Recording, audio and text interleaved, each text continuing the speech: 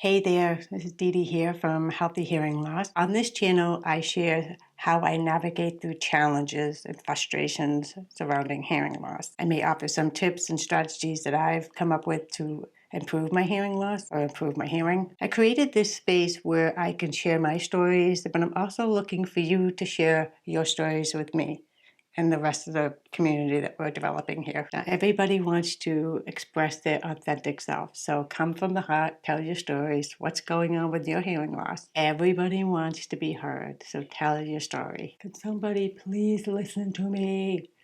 The topic today is stigma surrounding hearing loss. A stigma depends on where it is coming from. Is it coming from the outside world, the people around you, and they're viewing you differently because you have hearing loss? Or is it somebody told you about stigma surrounding hearing loss? Now, Dr. Cliff, AUD, has a channel, and he talked about stigma surrounding hearing loss. And he talked about this internal and external stigma. Now, the internal stigma is how you view, how people perceive you with your hearing loss. And then external is how other people view hearing loss. I'll go ahead and show the link up there to his video if you want to check it out. But I have to say, it doesn't mean you'll agree with it.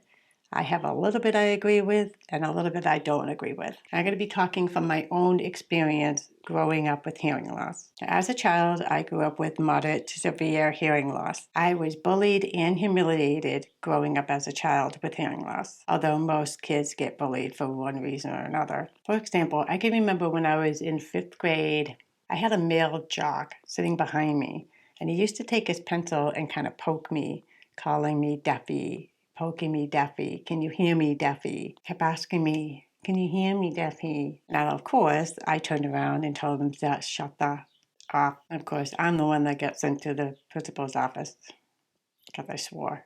I didn't care. And if times I didn't hear something that was being said in the class, all the kids would look at me and laugh. You wonder why I swear? I also remember another time, I remember my first kiss, and this kid put his hand on the side of my face and accidentally hit my hearing aid behind my ear. He stepped back and he's like, "What is that?" And I said, "It's a hearing aid." He's like, oh, I can't date you. My parents wouldn't approve. I can't date you. My mother would not approve of me dating somebody with hearing aids. Ouch. Yeah. Swear time. I can't say I wasn't angry and hurt at that time. I was a kid. I had no idea what was going on and why he was not going to kiss me because I had a hearing aid. With all those experiences, I have developed a very thick skin, and I would definitely stand up for myself. Now, I'm going to go back as a child. My mother did not want me to let my hearing aids show. She wanted me to hide my hearing aids with my hair, cover them long so that nobody could see my hearing aid, so that I could kind of mix in with the hearing crowd. So I would mainstream into school with hearing kids. It was so much fun. My mother didn't want me to talk about my hearing loss. My mother didn't want me to tell anybody I had hearing aids. Just cover them and go on your way and act like a regular hearing person, right? So not only am I not allowed to express my hearing loss or show my hearing aids, I have kids mocking me, making fun of me, and I learned to swear, and I got sent to the principal's office quite a bit. I'm going to say one thing that probably irks me to this very day, and that is when I was in high school, I went to go see my counselor, my guidance counselor, and he actually told me, why don't you just drop out of high school and get your GED? How am I supposed to learn through a GED? What?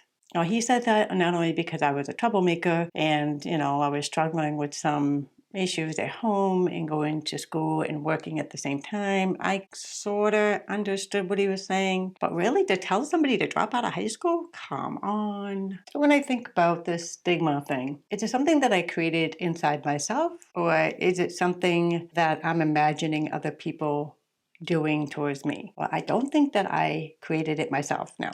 And do I think that other people stigmatize people with hearing loss? Yeah. He touched my hearing aid and then broke up with me because his mother wouldn't approve of a hearing aid. I'm poked at with a pencil. Hey, Deppy. And I swear, get in trouble, be told to drop out of high school.